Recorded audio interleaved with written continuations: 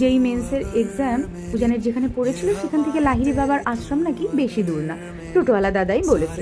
যেহেতু পরীক্ষাটা অনেকক্ষণ ধরেই চলবে, তাই আমরা এবং আরও একটা ফ্যামিলি মিলে ঠিক করলাম যে আমরা লাহিড়ী বাবার আশ্রমে যাব। তাই এই দাদার টোটোতে করেই আমরা যাচ্ছি। দেখুন কত ফাঁকা ফাঁকা জায়গা।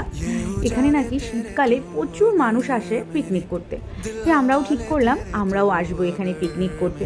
এই টোটোওয়ালা দাদাই বলল যে ওনার সঙ্গে যোগাযোগ করতে উনিই সব ব্যবস্থা করে দেবে। আমরা টোটোওয়ালা দাদার নাম্বারটাও নিয়ে রাখলাম।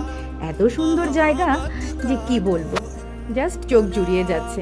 খুব ভালো লাগছে এই জায়গাটা দেখে। লাহিড়ী বাবার আশ্রমে চলে এসেছি। দেখুন এই যে অর্জুনের রথ, 4খানা ঘোড়া, শ্রীকৃষ্ণ রয়েছে, জাস্ট অসাধারণ লাগছে, এত সুন্দর কারুকার্য। আর সামনে হলো লাহিড়ী বাবার আশ্রম। চারিদিকের পরিবেশ খুবই মনোমুগ্ধকর। লাহিড়ী বাবার আশ্রমের ভেতরে ফোন অ্যালাউ নেই, তাই আমি চারিদিকটাই একটু দেখালাম। যখন আশ্রমের ভেতরে প্রবেশ করেছি তখন আমাদের ফোনটাকে অফ করে দিতে হচ্ছে, যে ভিডিও করা যাবে না। আরও একটা জিনিস, এটা হলো লাহিড়ী বাবার আশ্রমে ঢোকার সময় মাথায় ওড়না কিংবা রুমাল এগুলো কিছু দিতে হয়। খুব সুন্দর। আমি ভেতরটা তো দেখাতে পারলাম না, কিন্তু চারিদিকটা একটু তোমাদের সঙ্গে আমি শেয়ার করছি। আমার তো খুবই ভালো লেগেছে। আশ্রমের একটা দিকে প্রচুর রাজহাঁস আছে, আমি দেখেছি। চলো তোমাদের সেদিকটাতেই নিয়ে যাই। খুব ভালো লাগছে। এখানে একটা ছোট্ট মন্দির, ওমের মন্দির। আর এই যে হলো রাজহাঁস। ওই যে দূরে যে কালো রঙের রাজহাঁসটা, ও আবার ঢং করে করে হাঁটু হাঁটু করছে।